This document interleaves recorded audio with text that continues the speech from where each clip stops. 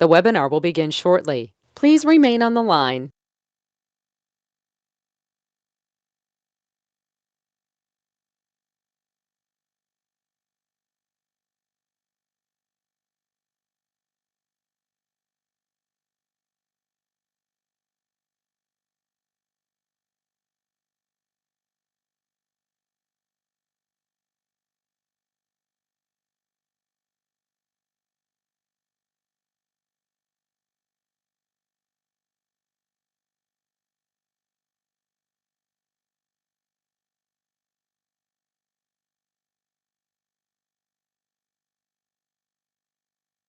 The webinar will begin shortly. Please remain on the line.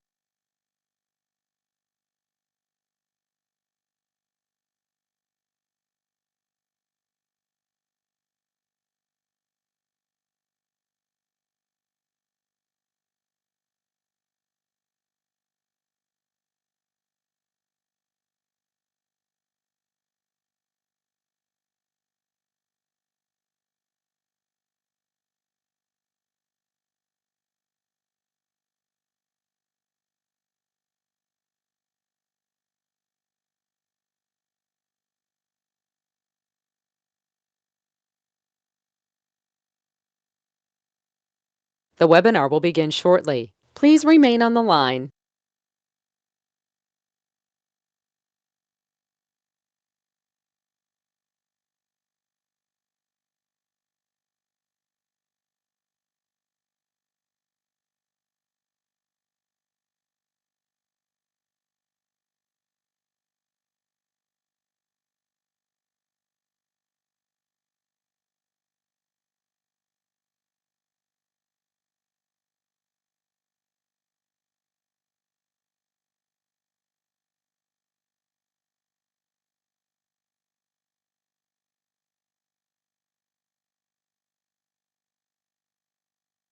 The webinar will begin shortly. Please remain on the line.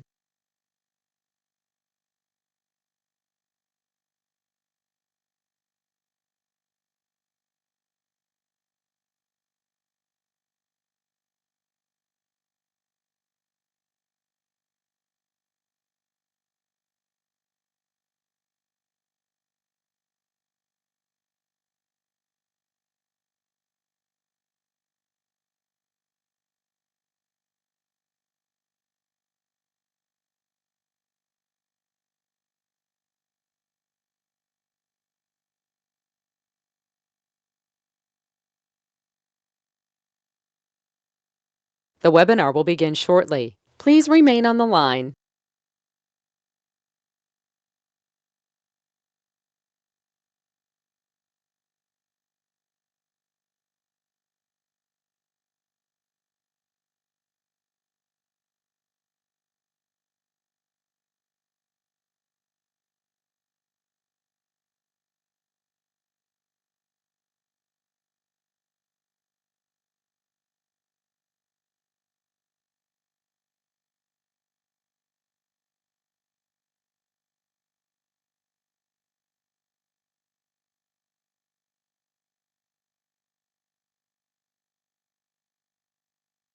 The webinar will begin shortly. Please remain on the line.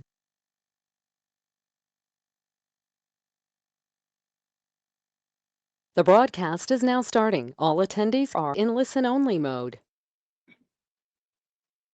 Good evening, everyone. I'm Patrick Caldwell with the City of Westminster, and I'm a senior planner, and I'm the project manager for the Uplands. Welcome to the neighborhood meeting. I'm going to do a few brief intro remarks here to get the meeting going. First off, on slide 1, you can see that the meeting recorded and it will be available on YouTube following the meeting, or you can follow it live.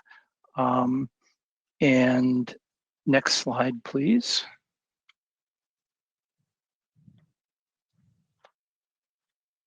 There we go. So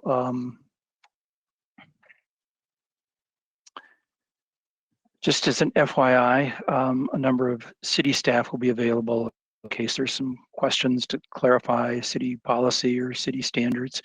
And the list of city staff, it will be included on the YouTube video for your reference at a future date.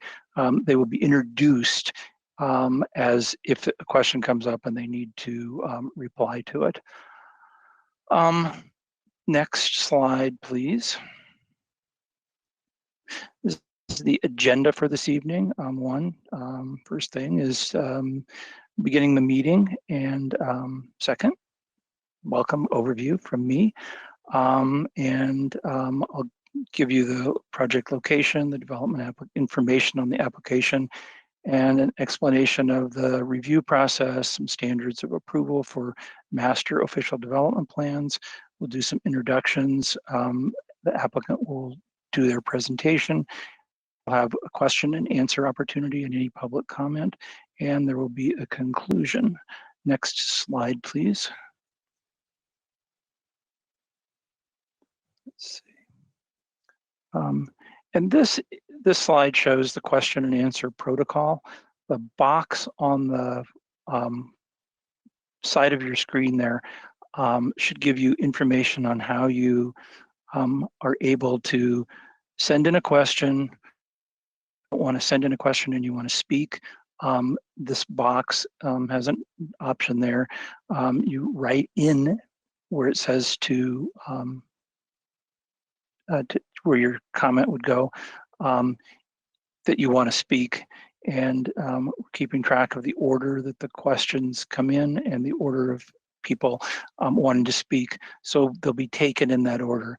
So if you're number 3 writing something in there and you say, I want to speak, then you will be the third person to be able to interact on this webinar.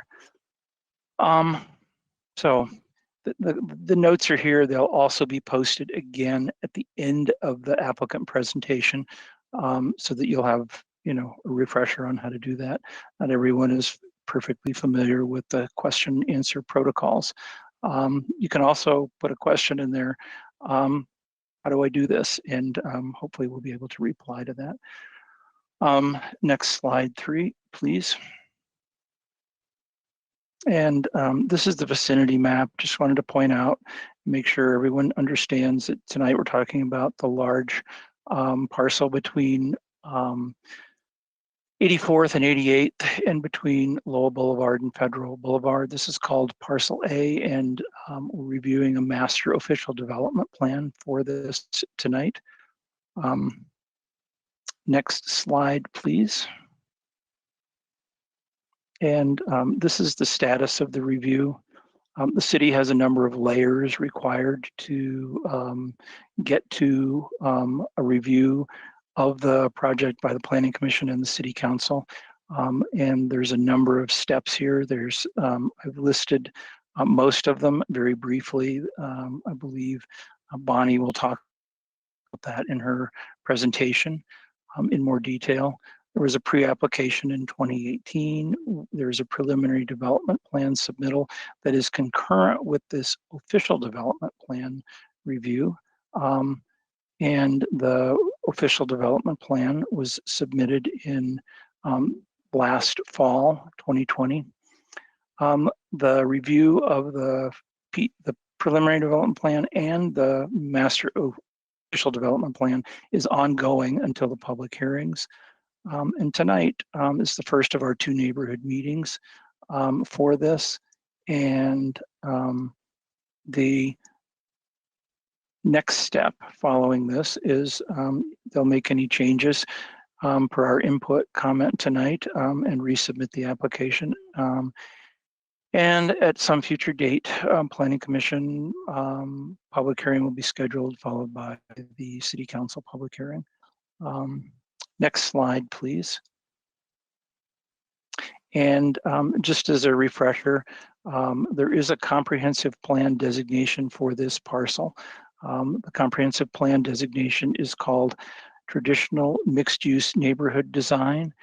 It's the orange hatched area, the square in the middle, and that's a flexible concept to allow a mix of uses in this parcel. Not all of the parcels in the larger Uplands development has the traditional mixed-use neighborhood design. The other parcels have traditional zoning designations. Next slide, please. And this is the zoning. As you can see, looking at this, there's existing zoning that is very different from what the comprehensive shows. The comprehensive plan designation is precedent to the existing zoning, which indicates that there's residential uses and open space use and a commercial use. Next, and then the proposed, is a planned unit development, which would overlay this and give that flexibility to develop this in traditional mixed-use neighborhood design. Next slide, please. And in a master official development plan, which is what we're reviewing this evening, I noted that there's a comprehensive plan designation for this property. The acreage is 150 acres. I noted that the current zoning is RE, which is residential. It's also commercial, and it's O1, which is sort of a holding zone called O1. And the proposed zoning is a planned unit development. The master official development plan, I'll just summarize here, will show the general pedestrian vehicular circulation routes, will show residential densities, will show parks and trails location, some building prototypes, the commercial concept and location, and miscellaneous design details. That's a really brief summary of the total package. Next slide, please. Now, you're ready for the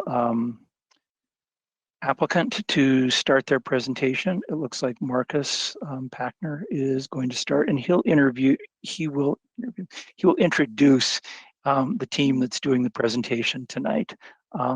Thanks, Marcus. Take it away. Absolutely. Everybody hear me okay? Patrick, I'll look to you to confirm. That's terrific. I just want to start by saying thank you very much to Patrick and the entire city staff. We greatly appreciate the work that you do on behalf of the residents and really working collaboratively on this project and really working hard to provide so many opportunities for the city residents to be involved in this. So thank you again to all the city staff. I do want to say my name is Marcus Packner on behalf of the Uplands team. We want to thank you all for joining us this evening. It looks like we have a terrific crowd. We really appreciate you all joining us. If we could go to the next slide, and then I'll kind of go through and introduce our team that is here. As I kind of lead us in, just so everyone is prepared for our applicant presentation, as Patrick mentioned, these are the 9 or 10 things, and don't be intimidated by the number here, but this just kind of gives you the agenda of what we want to go through. We really want to start briefly on the Westminster process, talk about the comp plan, which Patrick just covered, and then really make that transition to the PDP and the master ODP.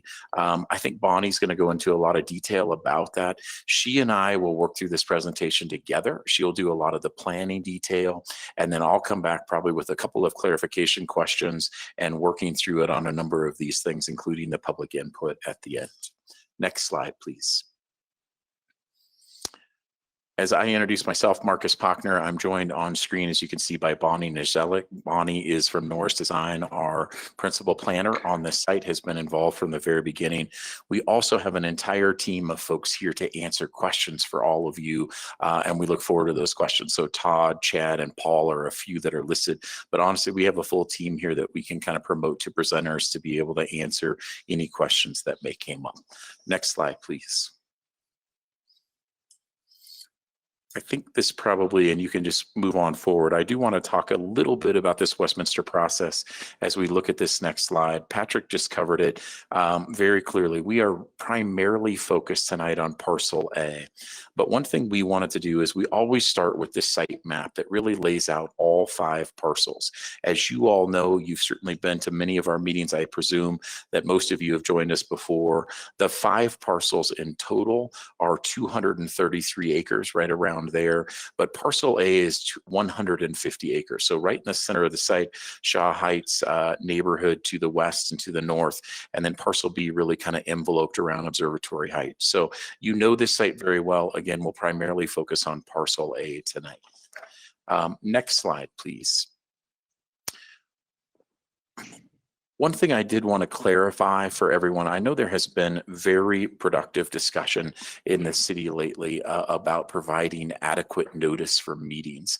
And I just wanted to kind of give this, if you can see this screen, again, this was primarily focused, the city required notice tonight was just for the parcel A, and it would be everybody within 500 feet. That's what the city asked us to do. That's about 290 property owners. Because we thought it was right, we think it's indicative, and the city did as well, indicative of the discussions of this site. What we actually provided notice for, we went 750 feet around each one of the 5 parcels. So we actually mailed 1,340 letter invitations to this. So we hope that was productive. It's 7 or 8 times what was really required for this meeting. But again, we think that's a terrific thing to have more of you involved in this process. As we transition to the next side, I'm going to hand off part of this to Bonnie. I probably will come back and forth with her, but I think Bonnie is going to start focusing a little bit on the city process right where we are.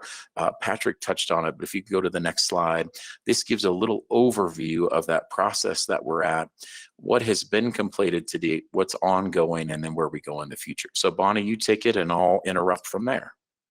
Perfect. Thank you all. Again, this is Bonnie Najalik with Use Design. So excited I wish I could see your faces, but I know you're out there. So glad so many of you could make it with us tonight. So as Marcus alluded to and Patrick discussed, wanted to just hit on the process in a little bit more detail. As many of you probably know, early 2020, just about a year ago, we did some comp plan amendments for parcels B, D, and E. So that process is complete and is what brings us to the annexation preliminary development plan and master official development plan. I'm sure many of you attended. We did a neighborhood meeting for the preliminary development plan for all 5 parcels back in July of 2019. So we're not really focusing in too much detail on the PDP today, but that is kind of the framework for what starts developing the master ODP. So this orange box here for parcel A, that's really what we're focused on talking about today. And then our next steps, once we get through this PDP and master official development plan, is to do site-specific official development plan. So that's when you'll see all the details on specific lot layouts, landscape plans, architecture. We'll have additional public outreach and neighborhood meetings at that time. But with each step, we go into a little bit more detail on what shows up in the plans. Next slide, please. And you can go to the next slide. So Patrick touched on this a little bit in the beginning of his presentation, but the city has a comprehensive land use plan for the entire city. That plan creates tools to define the city's vision and intent for the development throughout the city, and it provides the overarching direction for land use on a specific plan. So this parcel A, if you go to the next slide, has a designation, as Patrick said, of Teamund, which is traditional mixed-use neighborhood development. Go to the next slide. And from a big picture, the intent of Tmont is to create inclusive neighborhoods with a mix of residential and supportive non-residential uses. The plan hopes for it to be walkable, pedestrian-oriented with an urban village development pattern. Housing can range from medium and small lot residential to multifamily. And in the mixed uses or the non-residential uses could be office, personal business services, retail, and live work. So this kind of overall intent has been in place since, I believe, 2013 for this site and helps set the vision for the property. Next slide. To get a little bit more detail on what this land use designation means, it allows for a density of up to 18 dwelling units per acre. So that's 18 homes on 1 acre of land, and a maximum FAR of 1 for commercial. So that's 1 square foot of commercial space per 1 square foot of land. The allowed uses include apartments, condos, lofts, and townhomes, single family residences, offices, retail, commercial. Next slide. So we take that comprehensive land use plan and we use it as we start developing our preliminary development plan. Next slide. Which provides a greater level of detail than what is outlined in the comp plan. So here you can see the overall land use plan, again, just specific to parcel A, which is what we're focusing on tonight. One of the first things we looked at was public land dedication. We've had a number of neighborhood meetings, plenty of meetings with staff, and really have talked about where the public land dedication should be. So you can see here, one of the framework pieces is an 11-acre public land dedication. So that's a park in the northwest corner, and an additional 10-acre park at the entry at 86th and Federal. Next slide. From there, we start looking at the street network. So here, highlighted in blue and gray, you can see what the primary street network is. So along Federal, we have intersections proposed at 85th, 86th, and 87th, which is consistent with Federal with spacing requirements on roads like Federal Boulevard. We have Irving going from north to south. This is aligning with Irving in its existing locations, just north of us and just south of us. We put a meander in that street just to help with traffic flow and slow down traffic as they travel through the community. On the west side, we're also showing 3 intersections on Lowell. So again, there might be additional local connections, but this is our primary framework. And we were really thoughtful about these locations as well. The southern street we put in between 2 existing local streets to avoid cut-through traffic and help slow traffic down, whereas the northern street aligns with the existing Chestnut Lane. Chestnut Lane dead ends into Concord just west of the site, so it doesn't have quite the cut-through traffic concerns that the 2 southern streets have. Similar to Irving, we put bends in those roads to, again, help with traffic and slow people down. Next slide.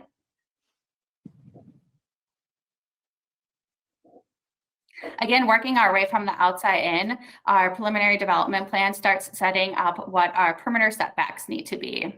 So perimeter setbacks are the minimum distances from the right-of-way or the perimeter property line to the proposed buildings. Those perimeter setbacks may include landscape, berms, sidewalks, and trails to help create a nice pedestrian experience around the edge of the site. The proposed setbacks vary depending on where you are in the site. We're showing a 35-foot setback between 85th and 87th on Federal. We have flip that.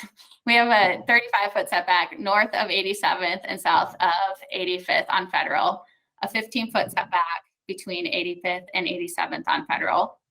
We're showing 18-foot setbacks along 88th and along Lowell. We have a 20-foot setback adjacent to the public land dedication, and then a 15-foot setback along 84th.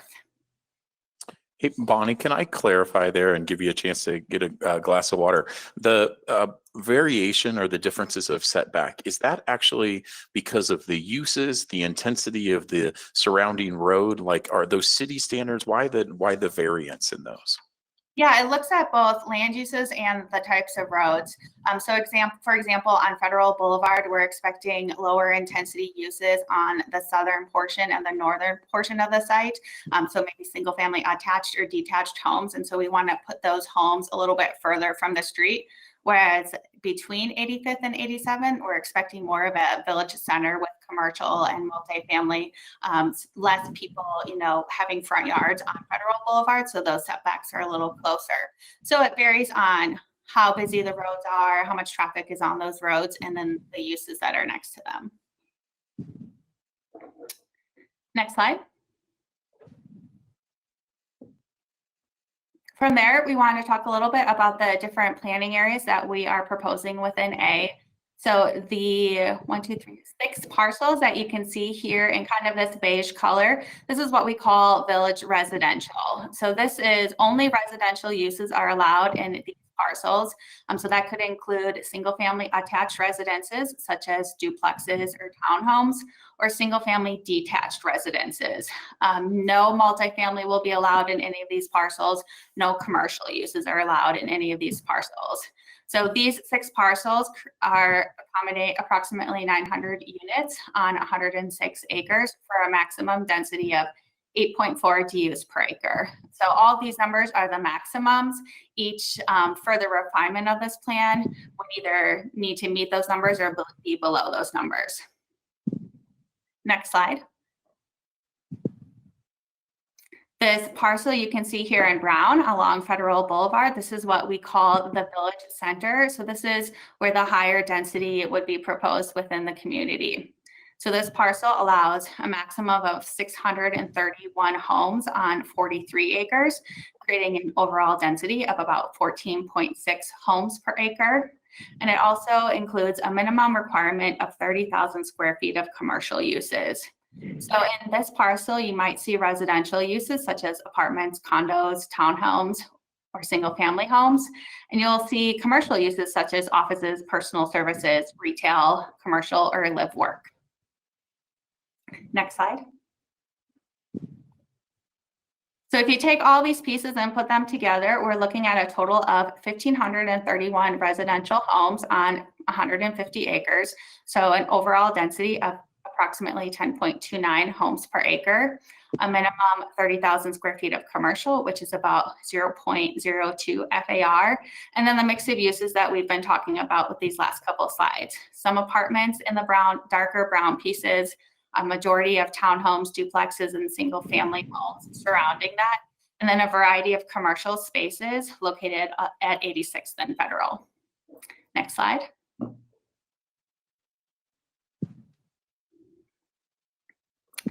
At the beginning of this, we talked a little bit about the comp plan and what that allows. So wanted to show how we are in compliance with that comp plan. So this middle column here says what the comp plan allows today. So a maximum of 1.0 FAR across 150 acres. We're proposing a maximum FAR, again, that's the commercial uses, of or a minimum of 0.02 FAR across 43 acres. So well below the maximum that's allowed in this land use designation. Same thing applies to the maximum density or the residential homes on an acre. The comp plan allows up to 18, and we're proposing a cap of 10.29.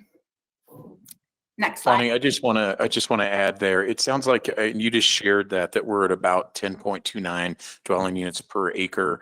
I saw a question or a comment pop up before the meeting. That includes both the multifamily and the single family, right? So it's approximately 900 was what you laid out on the single family. Is that right? So just to be clear for everyone, that 1,531 units, that overall dwelling units per acre, that's all types of residential dwelling units. Yep, that's this whole parcel A. So again, the light brown was about 900 units. The darker brown was about 630 units for that total of 51. Great. Next slide. So moving on to the Master Official Development Plan, which is the focus of our discussion today. If you could go to the next slide. The Master Development Plan provides one more level of detail over the preliminary development plan. So part of that is this framework plan you can see here. So you can see the green public land dedication remains in the same place. The lighter brown Village Residential, where those 900 single family attached and detached homes remains in the same place. And that darker brown Village Center remains in the same place. But what we've added is another level of detail showing a proposed block network. So this is an initial concept that will get refined with future site-specific development plans, but it does show a potential block pattern, conceptual lake locations for parks and trails, and it included within our master ODP, we have design characteristics to help guide what this neighborhood could look like. Next slide. So starting with parks, again, you can see the bigger public land dedication. Those are the bigger city-owned parks. We're showing some of these green asterisks. Those are what we call Uplands Parks. The city requires that a minimum of 4% of this land area will be private parks and private open space. Each of the planning areas that we just looked at in the PDP slides will require one private park. The parks could be owned by an HOA or private entity, but they will be open to all the public. Any residents of Westminster, anyone who wants to use those parks, they will be publicly accessible. And then all these residents will be within a quarter-mile or a 5-minute walk of a park. So you can kind of see these orange lines cutting through the page. So this orange line is showing a half-mile or quarter-mile, 5-minute walk radius from this park here. And then this orange line is showing that same 5-minute walk from this park here. So everyone has parks in close context, and including some of the existing residents today. Next slide.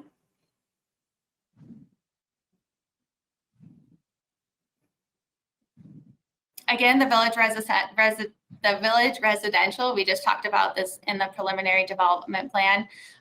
Some of the design characteristics that show up in the master ODP note that this will be a mix of alley-loaded, single-family attached, and single-family detached homes. The grid framework that you can see here will be punctuated by public and private parks and open space. We'll include pedestrian connections in the neighborhoods. You can see some of them cutting through some of these blocks to help provide additional connectivity. And we're encouraging homes to front on streets and parks to enhance that pedestrian experience through architectural elements such as front porches, things like that. Next slide. The Village Residential. So again, this portion includes a mix of residential, mixed use, and commercial uses. It's the only portion of this 150 acres that allows commercial and multifamily.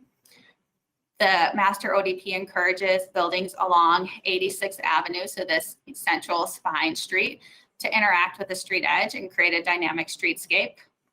This parcel allows a maximum of 65-foot height. This, again, this brown area here is the only portion of parcel A that allows that height. The park location here in this entry, we're really trying to frame views as you go west so that anyone who enters the neighborhood or utilizes this public park when it's built can enjoy those views. And in some, the higher density commercial uses are specifically focused along 86th and Federal, and then transition down in density as you go to the northwest and south. Next slide. So we wanted to show a little bit more detail on a concept for the Village Center. If you could go to the next slide. So this again is, we're focusing on, that brown parcel we were just looking at 86th and Federal, primarily that entrance at Federal. This is our mixed use hub. It's the community's feature entry, and the commercial uses could be horizontally or vertically mixed. So this kind of building form, just a conceptual building form, shows a one-story retail. So that could be shops, restaurants, small offices. This form, just to the upper right of that, is a conceptual form for what a mixed-use building could look like. So this could have ground floor retail or offices, again, restaurants, things like that on the ground floor, and then residential uses above it. So just some types of building forms that you might see in that Village Center at 86th and Federal. Next slide. And then this is just a conceptual plan from a plan view of what that might look like. So again, we're focused at 86th and Federal. So Federal here on the right of your screen, 86th cutting through the middle. You can see here's that public land dedication, that 10 acres we've been looking at. And this is what a concept could look like. So again, we were just looking at that mixed use building that had ground floor retail with residential homes above it. So here's what that building form could look like, with the retail fronting along 86th. Perhaps to the north of that, we have those single-story residential we were just looking at, transition single-family attached uses. And really the focus here is creating a great urban environment. We all love to eat at restaurants outside now more than ever. So creating great plaza spaces for retailers or restaurants or community events. One thing I just wanted to add here, Bonnie, there's a question that's come up, and just thinking about this site plan as we show the Village Center, and it kind of has this key map that shows all of it. It's like the question was really, why would you put a park space right by where there's more density. And I just want to say, like in traditional planning, that's certainly the way you would approach it, right? And I think that idea is, you all know, and you know it so well, this is such an important view corridor right here from this spot. And that's one of the reasons the city has been so smart to kind of protect this area and say this is a great place for the park. So one of the things you do with that density around it is it really frames those views. It allows you to have mixed use experience, to have the restaurant or whatever that may be, and really kind of share the uses on the park. You also traditionally have more eyes on the park, right? It's a great safety standard for the neighborhood, for all of you as neighbors as well, to have more eyes on the park. So this is a very traditional kind of style of park planning where you have a little more density adjacent to a park. So just for context, that's one of the reasons we want to do it. Obviously, it's also that federal corridor, really capturing that and the intensity of 86th and then pulling it into the site as well. Yeah, absolutely. The public park spaces and the commercial uses and the higher density residential can really act well together. You know, thinking about when this park is built and having great community events, movies on the lawn, and, you know, getting dinner from your favorite restaurant at the Village Center and crossing the street and, you know, having a picnic with your family at the park. These spaces just work really well together and encourage great retail and restaurant uses. Next slide. I wanted to talk just a little bit more detail about the parks we've been hinting at. If you could go to the next slide. So as you saw through the presentation, we have two types of park: the public land dedication, which are these two 11 and 10-acre parks. Those will be owned and maintained by the city of Westminster, and they will be designed by the city with community input. I'm sure the city will have tons of public meetings to talk through what those designs might look like. The Uplands Parks, which are shown here in these green asterisks, again, we need to provide minimum of 4% of the land needs to be these private parks or private open space. And these will be built with the adjacent improvements. And while they'll be owned and maintained by an HOA or a private entity, they will be available for public use. Next slide. And this is just showing some concepts for what some of these parks might look like. You can see there's some locations for open lawn areas for, you know, active play or just sitting and having a picnic, ideas for pedestrian connections to walk through these parks, and places for homes to front and, you know, help create smaller gathering areas within the smaller neighborhoods. We are planning for a detention pond in the southwest corner and would like to utilize that to create additional pedestrian connections and, you know, more intimate and calm places for people to interact with the outdoors. Next slide. Just wanted to plug this. We did a couple neighborhood meetings late last year. Marcus, if you want to hit on this in a little bit more detail. Yeah, I mean, I think this is actually a really important thing. We understand this is a city-hosted meeting tonight, and we really appreciate that. It's important to hear that so that the city can hear the comments as well. This is a couple of platforms that we've developed. What is hard about this kind of format is to walk through all these plans and maybe not allow you all enough time to really look at some of the images and be able to provide feedback on those. So we have provided here two links, and this presentation will be available. But one of them is called myuplandsinput.com, and that actually allows you to walk through our site plan and give like design feedback, to give ideas, to rate things. You can see on the bottom hand of the screen, it says pick your top 3. It actually says, hey, here's what we'd like to see in some of your Uplands parks. Here's some ideas, understanding that they're city parks, the PLD, but it gives some ideas of what you're thinking, talk about architecture, and really focus on that. I think the other thing I want to point out is this other one on our website, uplandscolorado.com. We just listed an entire section of resources, and those resource page, it lists a lot of the guiding documents that we've referenced tonight or that the city utilizes to kind of look at these plans that we submit. So we have listed those for everybody if you want to go link to them and provide that. But again, the first one is really a way for you to provide iterative, interactive comments for us. And we certainly will share all of that with the city. So this is just a couple of things specific on parks so you can dig a little deeper into some of those amenities that you'd like to see on the site. Next slide, please. Perfect. Transitioning to talk a little bit about architecture, if you could go to the next slide. So the architecture images that you see here and on the next slide are not the exact buildings that we're proposing. We'll work through those details with the site-specific development plan. We'll have additional neighborhood meetings and review those with you when we have builder partners who can show you specific elevations for each different planning area. But wanted to show these concepts as ideas to give you what our thoughts on scale and different product types and different types of styles that you could see within the community. So this slide focuses on, again, those lighter brown areas that we were looking at, the village residential. So here you can see single family homes. You can see there's a couple of paired homes. So those lower density uses. Next slide. And here you can see just, again, some initial concepts and kind of prototypes of different styles of architecture that might be a little bit higher density. For example, the upper left corner, you can see those are single family attached homes or townhomes. Going up in density to 4 or 5 story residential, which those would only be located, near that intersection at 86 and Federal, where those darker brown planning areas were shown. Next slide. If you could go to the next slide, we wanted to talk a little bit just about the infrastructure improvements and what happens on our perimeters. So we're just going to zoom out a little bit because I think when we're talking about pedestrian connections, you want to see a little bit more context. So the dashed lines that show up on this map are key trail and sidewalk connections.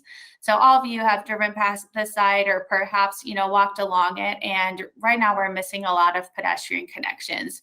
If you're trying to get to that bus stop at Federal and 86, you have to hike a little bit to get there.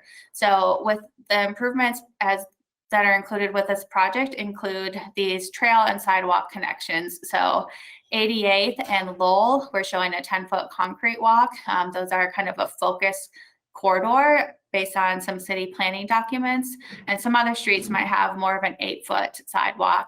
But this gives people connections to the great amenities over at Cammonish Park and Highland Hill Sport Complex, the Cobblestone Park just located southeast of here, and really just promotes overall connectivity between the existing residential neighborhoods and all the great amenities in the area. Next slide.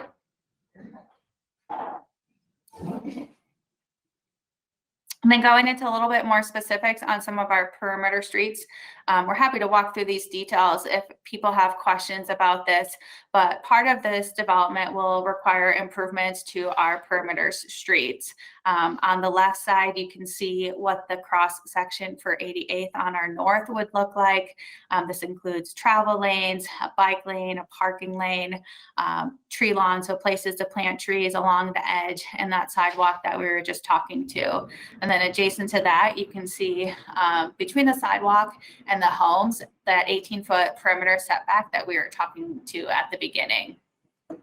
Similarly, 84th, we're proposing improvements, including bike lanes, parking, tree lawns, that sidewalk, and again, that 15-foot buffer to homes.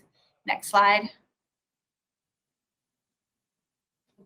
Here you can see some of the proposed cross sections for Federal Boulevard and Lowell Boulevard.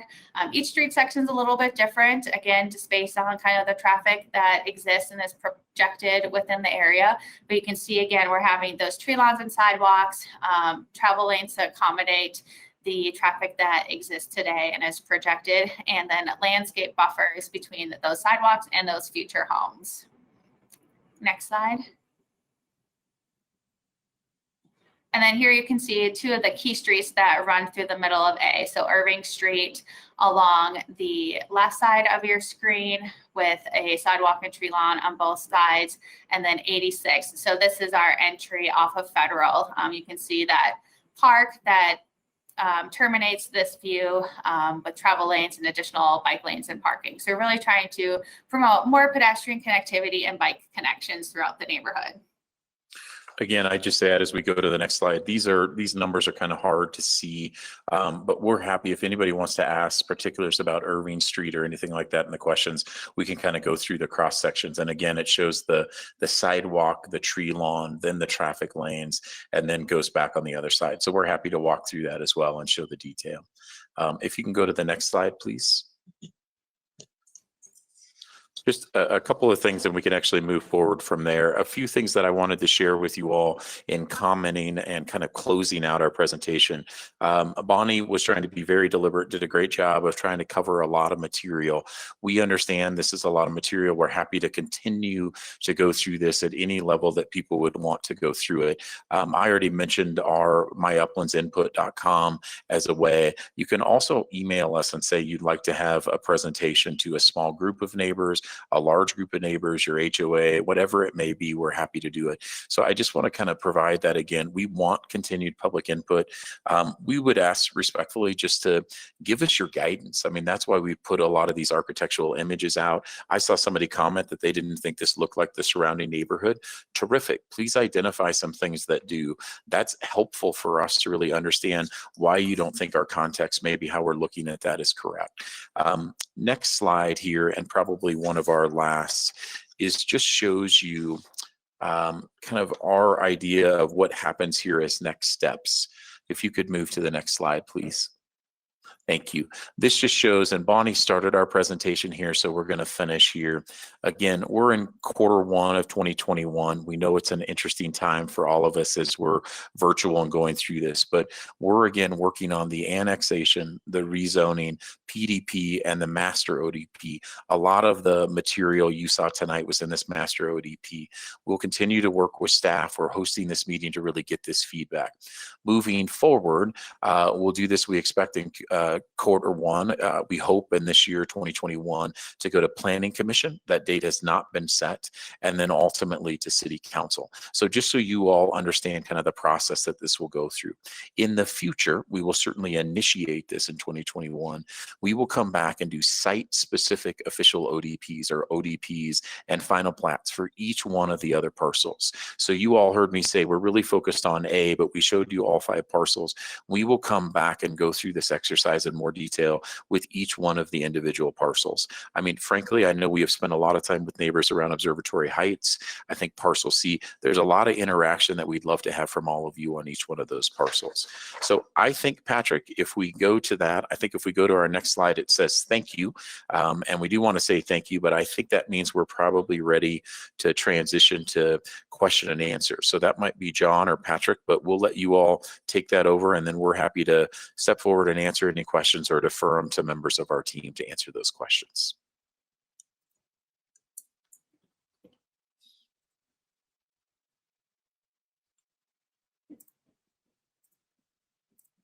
I'm there now. I'm unmuted. Patrick Caldwell again, and I just wanted to say thank you for the presentation. If people have questions, use the box on the side that has the question line, and you can type in a question, and we will go in the order that the questions were typed in. If you want to speak, you should just type in "I wish to speak," and when we get to you, we will unmute you as an attendee, and you'll be able to ask your question. There is a 3-minute time limit for asking the question, just in the interest of letting others get in, and so please be respectful of that time. I think the next thing we're going to do is we do have a number of questions, and I think we'll start on those questions, and someone named the principal planner will be reading aloud the questions and the comments, and I'll answer as appropriate, and I'll assign them to someone either on Bonnie and Marcus's team or city staff. There's a handful that are sort of technical and that are directed towards city staff as I've kind of looked down the list. But I'll let John start. So John McConnell is going to be reading the questions. So thank you for your input so far. Thank you, Patrick. It looks like our question box contains not only questions, but some comments. So I'll go through them in order in which they were received. So the first question is, with the drought getting worse and levels at Stanley Lake so low, where are they getting the water from? And I'm going to ask someone in Public Works, I think Julie Keeler's here, and she can probably answer that. So Julie, I saw your name, but I don't see you. There you are. Thanks, Julie. Hi. I'm here. Hi, Patrick. Hi. Thank you for the question. It's a really good one. So monitoring the drought is what Public Works does. And regardless of a drought condition, and well, even if the city stopped building new homes and businesses years ago, the impact of adding new customers to our system has a small impact compared to what's going on in our climate, like this drought situation. And so we have enough water for indoor use, even in a drought scenario. What's really important is taking care of our infrastructure and continuing with conservation-minded landscaping elements, water-efficient fixtures, which we are asking the Uplands development to incorporate into their possible future dwellings. And in that way, we can weather this drought scenario. We are anticipating an ability to weather the drought scenario while we are entertaining and following our process. We're talking with folks like the Uplands developers and other development that's going on in the city. Okay, thank you, Julie. Next question.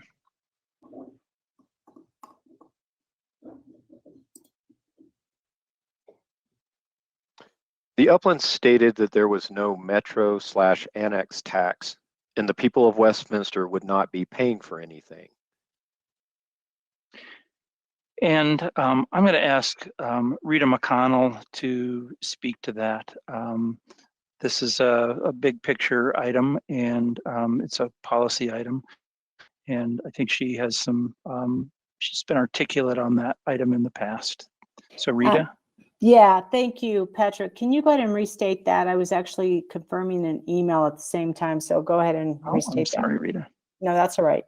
Multitasking as usual.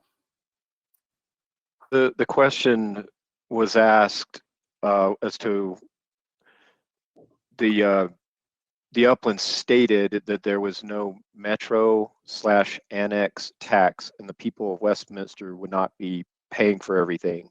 Mm-hmm. And if I had to maybe rephrase that, or is the question, how will the development be paid for with regards to infrastructure and other other items?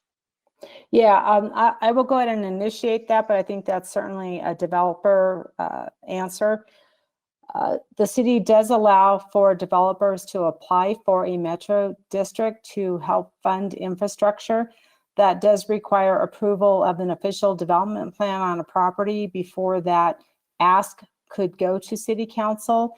And there is a city council policy that governs what type of development is subject to the metro districts and how they could be approved. So it's our understanding that is the intent of the developer to use the metro district as a funding process for doing infrastructure. And I think Chad just came on board to talk about that in more detail. Yep, thanks, Rita. I think that's absolutely right. The one thing I wanted to just clarify is that we've said this a number of times in public hearings and in our public meetings with city council, et cetera, but any taxes that are levied through a metro district would be only for the buyers in the Uplands project and not on existing residents. And so we've said it before, we'll say it again, we'll say it at city council, and we're serious when we say that the Uplands project has to pay its own way. The city and the existing residents are not paying, you know, anything for these improvements that are necessary for the Uplands project to go forward as designed and as we've worked through with staff. So I think I'll just leave it at that, and that the process is early on the Metro District, and the city's process, you know, is yet to come. Okay, next. Okay, the next question is part question, part statement. The farm was left to pillar of fire to keep it as is, certainly not to be overdeveloped.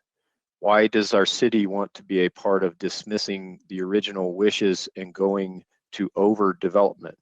We cannot sustain this ridiculous proposal. So Oh, go ahead.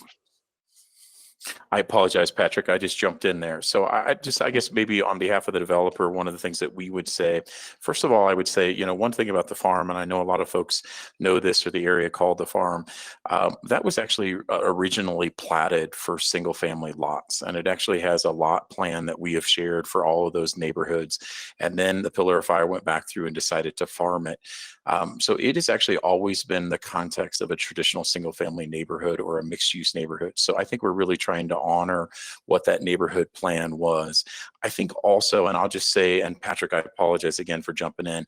I think the thing, and you know, we certainly can talk about the density. We actually think that we're really trying to honor the edges of what the appropriate density is. Density is a lot of what's around us, blending into the Shaw Heights neighborhood around us, Observatory Heights, and then making that transition. Federal is a very busy corridor.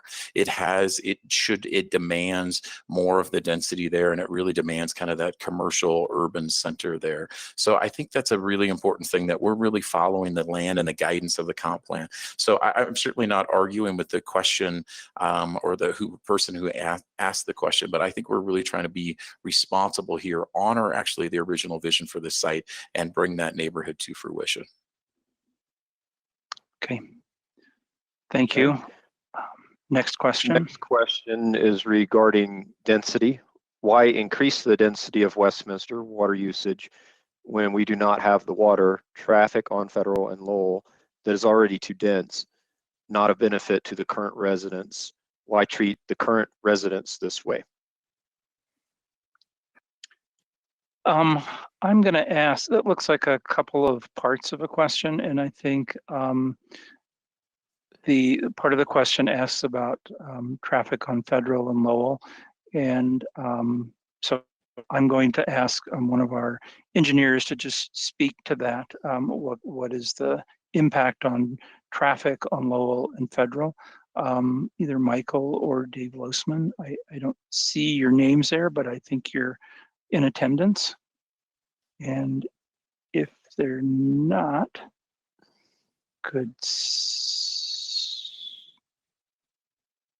okay, I don't see them coming up. So I think I'll let Bonnie or Marcus address that. There's a couple parts to that question, and you have also access to some of the traffic studies. So. Yeah, I'll just touch on density a little bit, and then if Todd Johnson wants to kind of finish and answer talking a little bit about traffic, I would invite him to do so. But from the density perspective, I think there's a couple things that we would like to just kind of reiterate. One is the comp plan and what it shows today. So it shows that it is to be developed. It's not saved as open space. It's planned for the traditional mixed use neighborhood development, which allows up to 18 dwelling units per acre, which we're at about just over 10. So this is part of the city's visioning documents, and what the plan is for the city. We need to work with staff and the neighbors and figure out what those details are, but it is part of the plan. Another key kind of guiding policy document is some of the housing needs assessments and, you know, kind of the housing availability within the city of Westminster. And there is, you know, a lot of larger lot single family detached homes within the city, and quite a bit of higher density 4- or 5-story multifamily proposed within downtown Westminster. But there's kind of that missing middle that you may hear about in the news, the smaller single family detached homes, the duplexes, the townhomes. Housing has just gotten so very expensive, and having opportunities for some of these smaller home types to hit key price points for people to live in and stay within the Westminster community. People who may move to downtown Westminster when they're in their 20s and then want to find a home as they grow older. This gives an opportunity for people to move to Westminster and have that full life cycle of housing and contribute to the city that they live in, long term. Todd, do you want to talk a little bit about traffic, unless Michael or someone on the city's engineering staff is now available? I can jump in, Bonnie, and they could probably supplement. Thanks everyone tonight for attending and asking these questions of us. As far as the traffic goes, we have done a detailed traffic analysis. We've coordinated that with the city. So we've not only looked at Federal, but we looked at 84th, 88th, Lowell, and really what Bonnie was mentioning before, the capacity increases that we'll have to these roadways because of the improvements that we're doing. So we're adding some additional capacity at certain locations within this development. Again, we've studied that and looked at it, and we've looked at it for level of service and service for the overall corridor. We were working very closely with CDOT on Federal, actually. And so an example of what we are doing is on Federal. Currently, there's 2 lanes. We're actually going to be improving that shoulder that's out there into a multimodal lane, into a 3rd lane, and also adding turn lanes where appropriate to assist with peak hour conditions that are out there. We're also looking at putting in a traffic signal at 86. So those not only go to solving some of the traffic items as far as handling traffic, but also really improving safety within this area.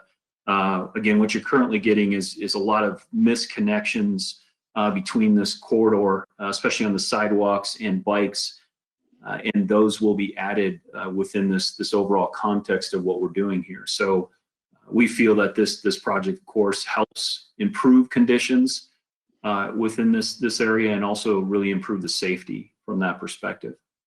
Thank you. Okay, thanks, Todd. Next question. The next is a statement, but it seems to be asking about the notification after this meeting. It's I didn't get a letter, and I live not even a block away. Sure. Yeah, Patrick, you want me to answer or go right ahead? Go ahead, Marcus. Yeah, and sorry, I'm just, I have a bad habit of jumping in. So I just want to say the way we pull a notification, it's all by the assessor's office, right? So we pull the owner's list. So I don't know if the question, if the person is an owner, but that's how we notify everyone. One thing that I'd be happy to do though, if you want to ask us or check us to have a check-in address on that, we certainly can go through the file. But again, we sent over 1,300. I will just say that I'm glad that the collective larger notice worked. I apologize that you did not receive a notice, but you're here tonight. So I think there was a collective notice, whether it's next door or the city resources. So thank you. I apologize, but we really did go out of our way to greatly expand what is required for a notice for this meeting. Okay, thanks, Marcus. John, next question.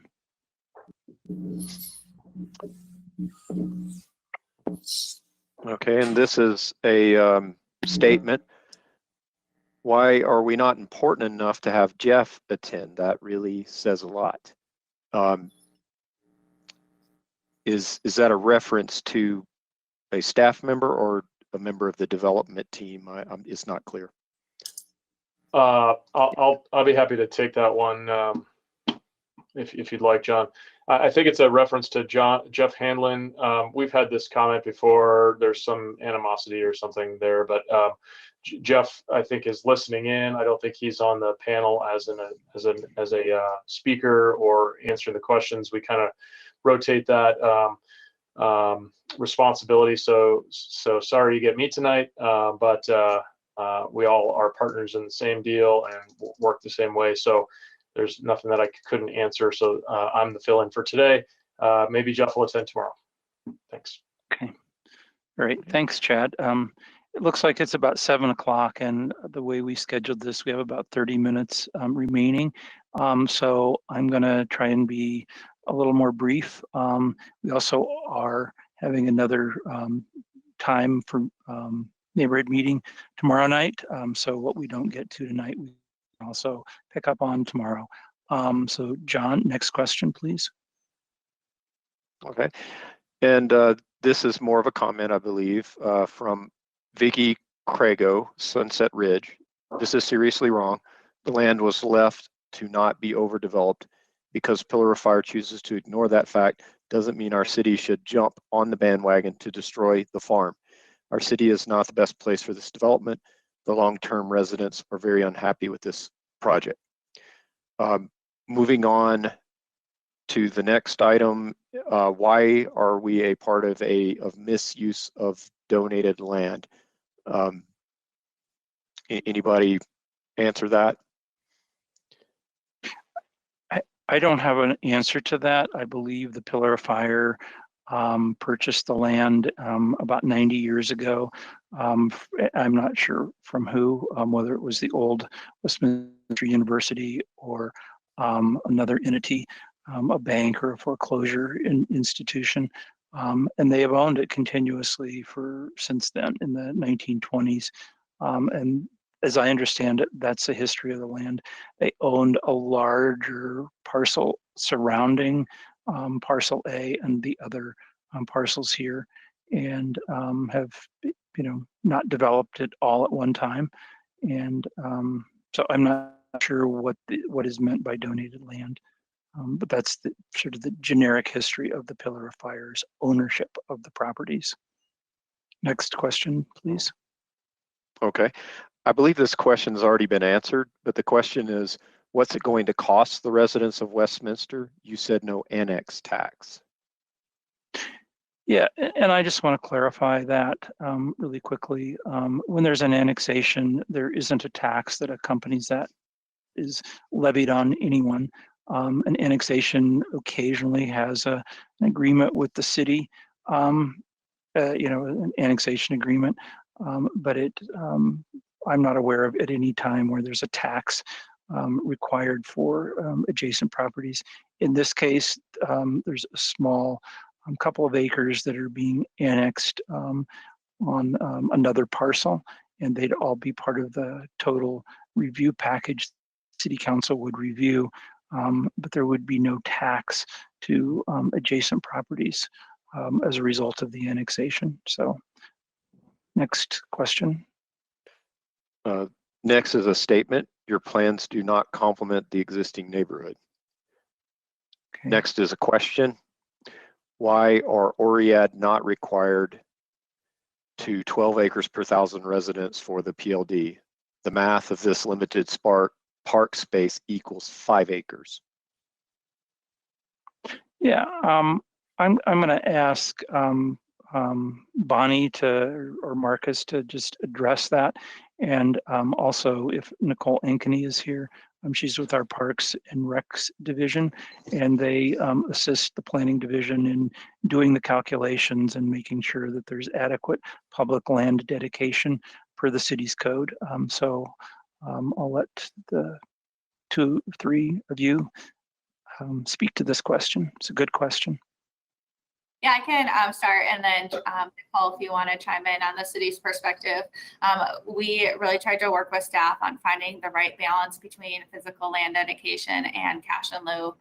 Code allows for the combination of the two. The 21 acres that you see on parcel A are a portion of the uplands. There are additional public land dedications on some of the other parcels that we did not review today. But really I was trying to find that balance. So in addition to that 21 acres on parcel A, the balance of the requirement will be paid in cash in lieu, which gives the city an opportunity to use that money to develop the parks on this site, use the money to develop parks in different locations in the city, buy land for parks, really just trying to find a mix between providing sufficient park space on this parcel and other goals that the city has. But again, I don't want to put words in Nicole's mouth, so I'll let her kind of be a little bit more specific on that balance. Hi, my name's Nicole Ankeny. I'm a senior landscape architect with the City of Westminster, and I'm in the Parks and Recreation and Libraries Department. Bonnie is correct that we take a holistic approach, and the city code allows for 3 different options when it comes to public land dedication. Development teams can propose many things, and then the city review staff takes those into consideration. But essentially, the calculation is based upon the projected population of the unit types, and you can do either 100% land dedication of that requirement, 100% cash in lieu, or a combination thereof. At that point in time, as you saw in the presentation by the development group, the proposal is to have 2 separate parks within parcel A, one at 11 acres and one at 10 acres, and then the remainder of the required cash in lieu will be through, the remainder of the lands owed will be through cash in lieu. I hope that clarifies. Patrick, this is Rita McConnell. May I add some Rita. comments to that as well? Sure, thank you. So the PLD, we have our calculations in the Land Development Code, and there are a range of options for complying with that. It's either, as Nicole said, 100% land compliance or some form of cash to be used by the city for related improvements. And that is a city council decision ultimately. Staff will make a recommendation on that along with the recommendation for the preliminary development plan. But it really is up to city council to approve that and concur with whatever mix that is, either full land dedication or some mix of funding. Thank you. Okay. Thanks, Rita, and thanks, Nicole. Thanks, Bonnie. John, Patrick? next question, please. Patrick, can I add one note to that? Sure. Within the city code, public land dedication also has a number of applications. So the public land dedication is often used toward parks and open space, but that's not the required usage. It needs to be a general public use that the city and city council agrees is appropriate. But just to make clear, it is often parks and or open space, but it is public land dedication and not park land dedication. Okay, thank you for the clarification. John, next question, please. Okay, the next question is 85th Avenue. Not sure if they might be referring to 84th or 88th, but the question is 85th Avenue has fast traffic on it already. How do you plan on slowing that traffic down? Maybe somebody can speak to generally how the traffic will be managed around the site. Yeah, so Bonnie, Marcus, Todd, it doesn't sound like there's a city staff here available, so I'll let you address that, speak to your traffic studies. Todd, do you want to? Oh, Yeah. sure. Yeah, sorry.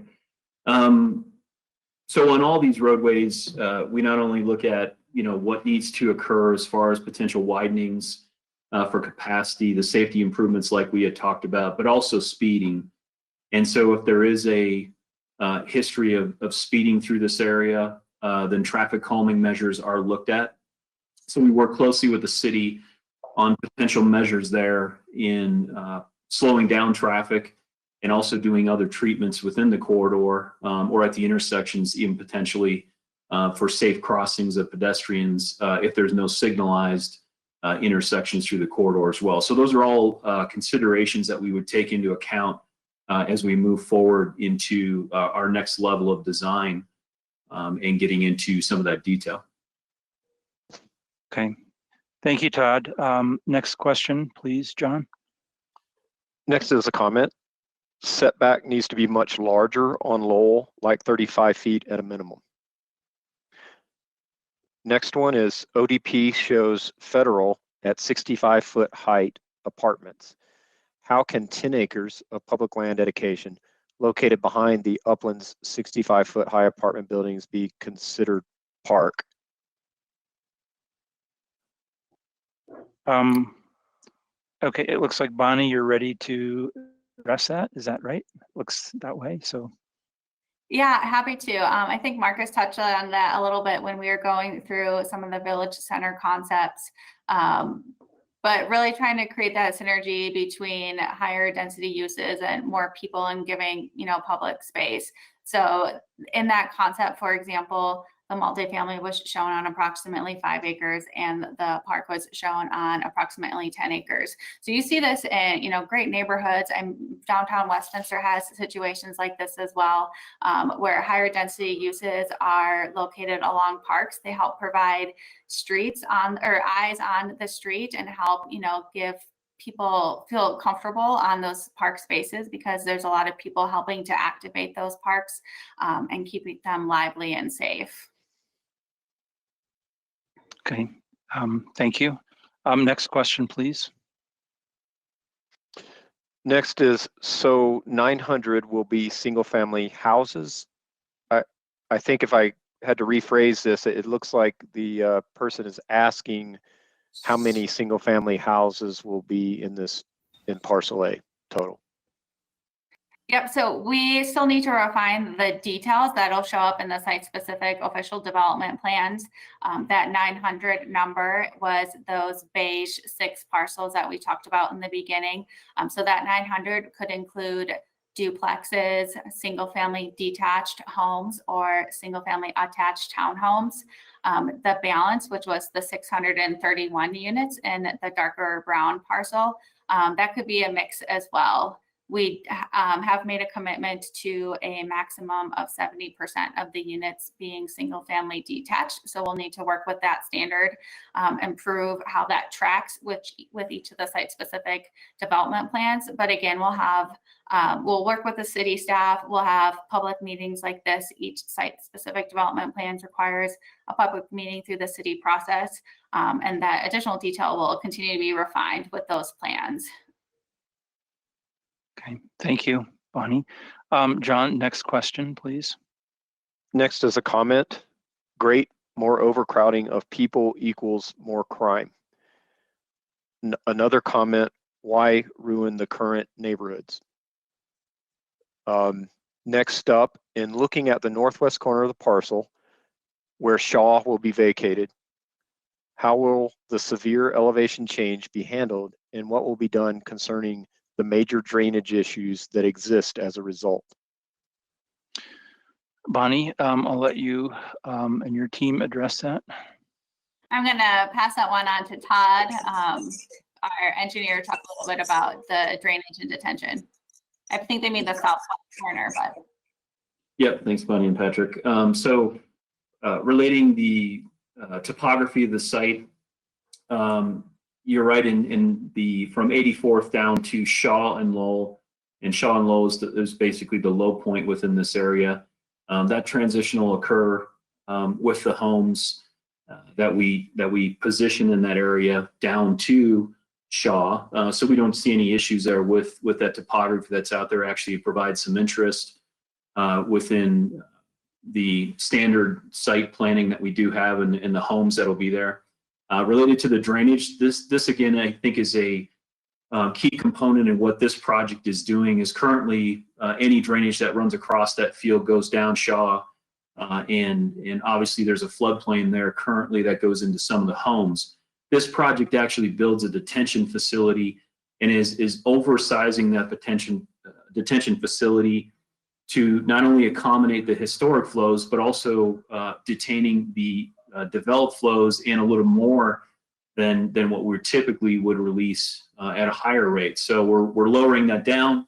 We were doing detailed studies with the city right now and actually looking at how we should be able to modify that floodplain from where it is today and pull that floodplain in a little closer to the streets.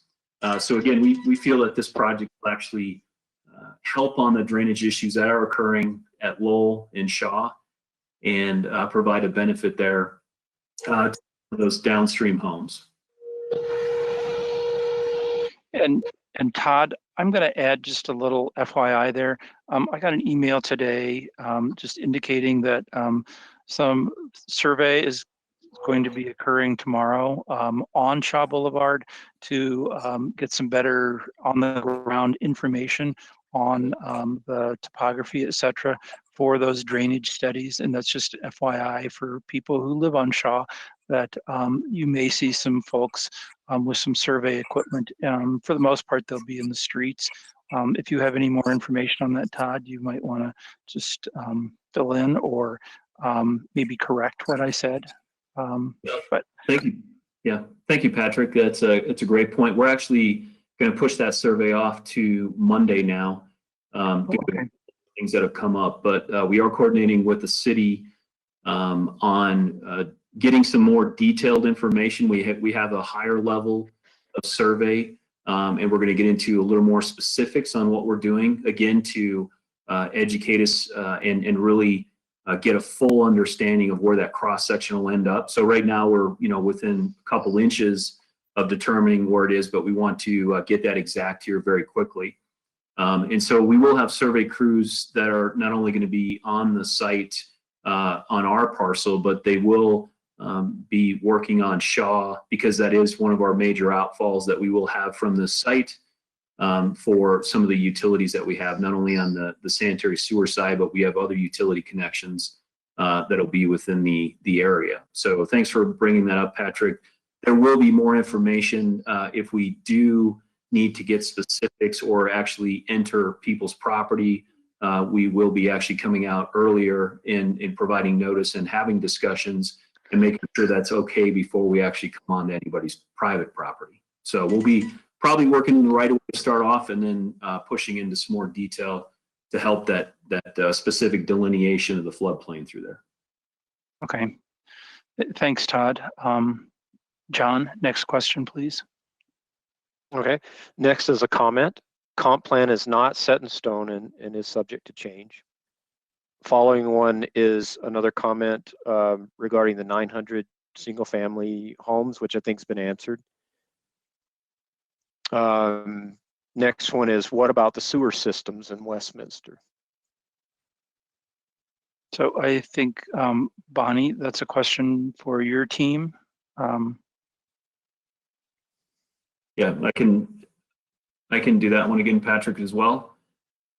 Very similar to the traffic, we've actually been working very closely with the city staff, and they have not only looked at what we've put together, but they have another city consultant that is doing detailed analysis off of our site. So not just everything that we're looking at directly and what we're tying into directly, but they've actually gone and done a more detailed analysis that stretches for miles from this project. So if there is any limited sewers within the area, also water lines, those are all being identified by not only us, but also reinforced by the city's consultants and the city following up and doing that detailed analysis. So we've already together identified areas that are problems.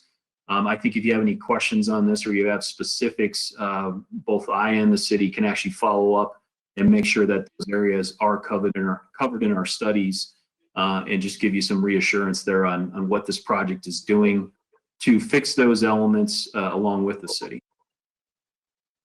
Okay. Thank you, Todd. Hi, Patrick.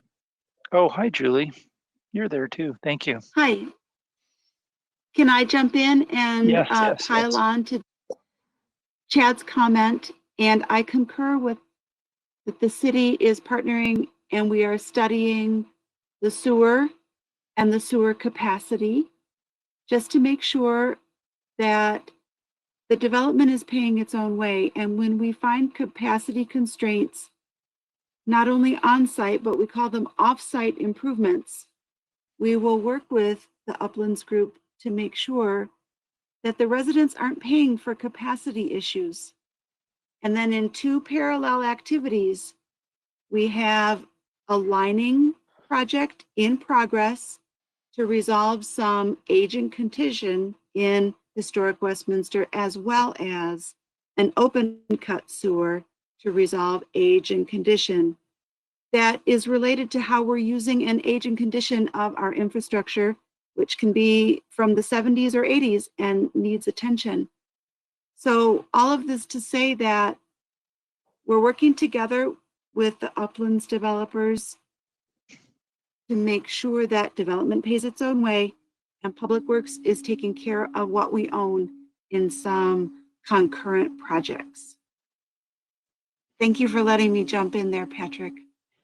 Oh, thank you for asking. So appreciate the information. Next question, John. Okay, I think this is a statement. I think the question got answered by seeing slide 23 in the water quality detention pond, which has not previously been seen at this level of detail.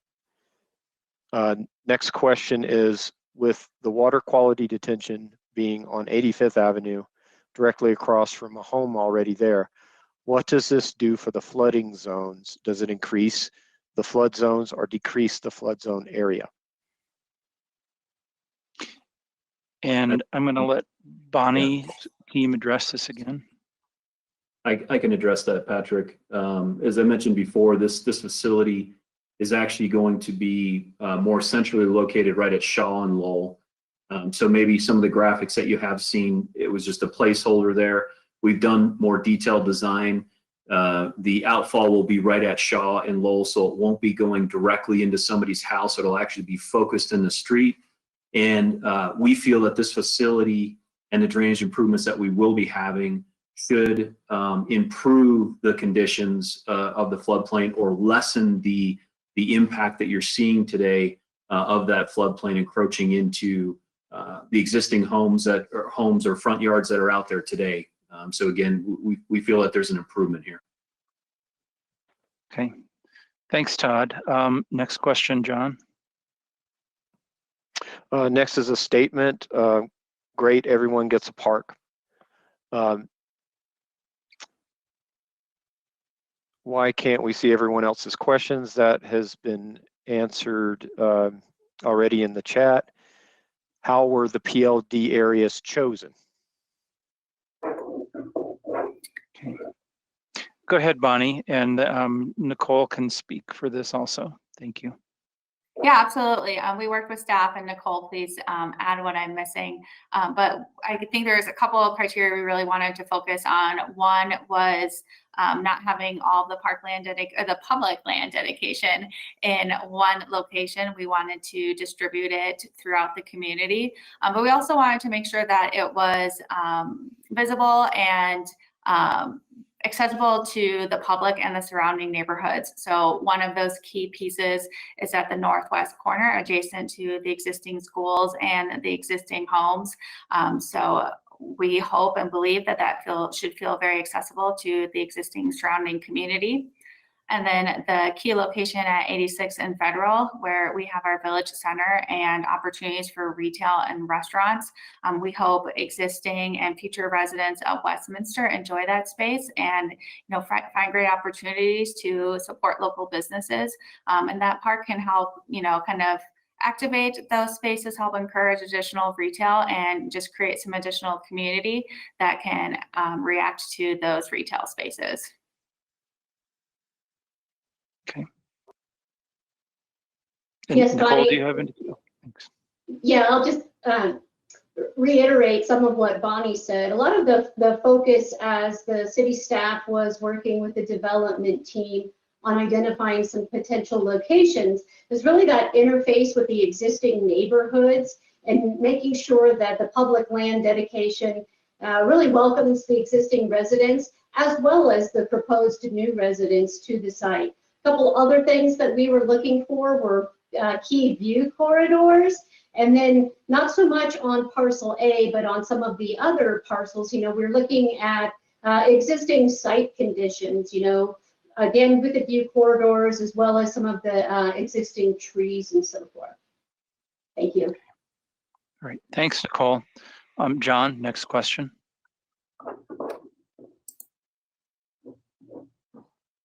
Okay, is 65 feet in height a 2-story home or a 3-story home? That's a great question, and we should have explained that a little bit more clearly. So again, that 65-foot height is that Village Center location around 86 and Federal. That would accommodate up to a 5-story apartment building or mixed-use building, either all residential or could have some retail on the ground floor. Okay. Thanks, Bonnie. Next question, please.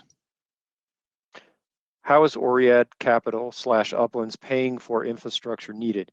Is there an assumption that they will have a Metro tax district approved? Has there been an agreement to approve a developer Metro tax district to pay themselves back?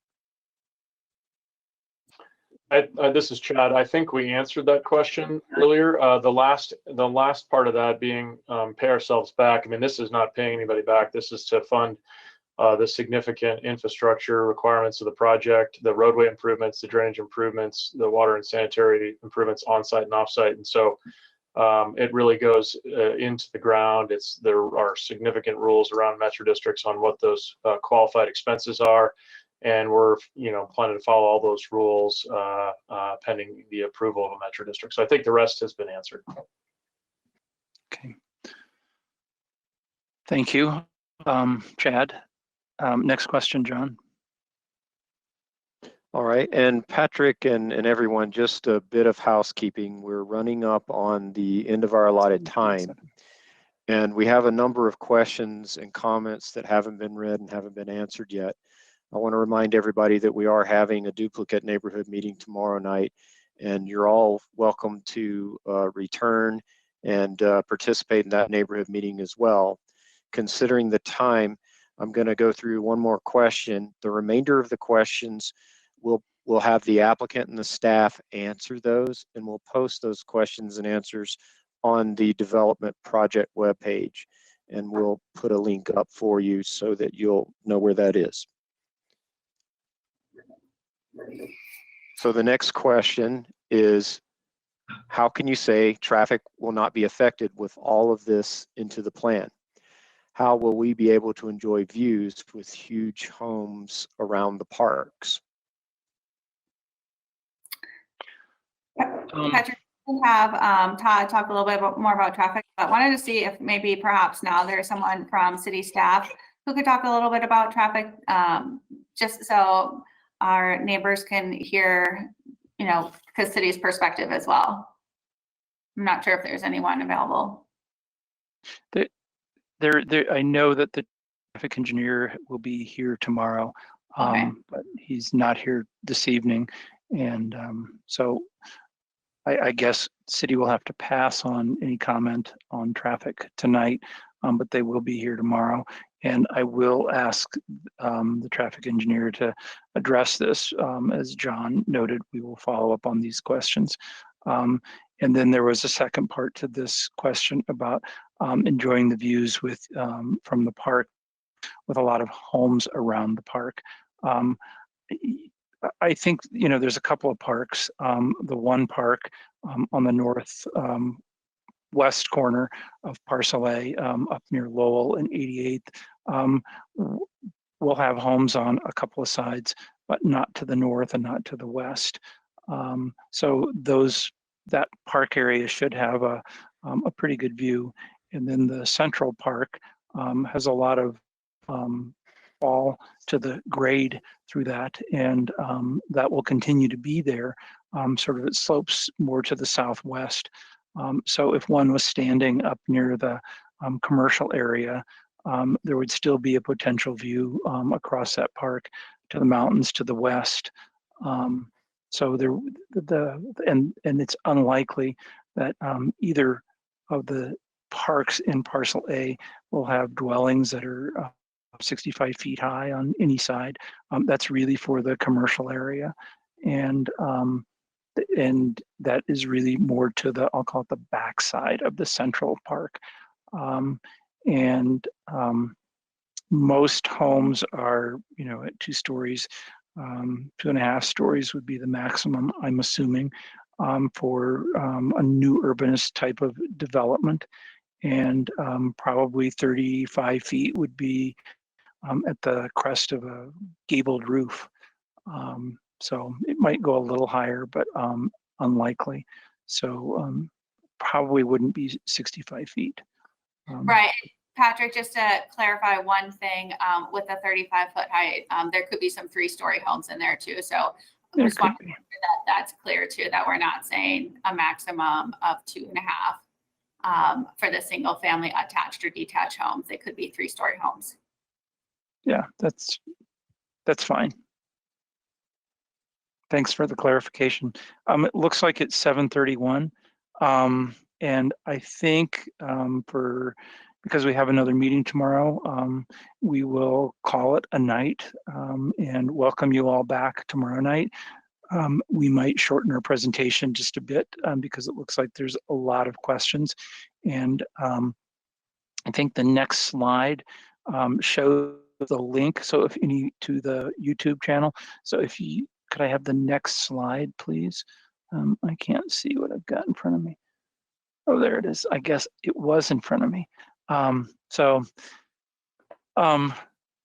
next steps, how to stay informed and how to provide further input. So next steps will be the developer, Oriad, and their team will need to revise the plans, resubmit for staff review, and following the completion of the reviews, there'll be public hearings with the City Council and the Planning Commission. You can contact me if you have questions. My email is here. This information will also be on the YouTube, so you don't have to scribble copying it down here. And you can also check the city's webpage. The link is here connected, and the link to the webpage will also be on that YouTube page.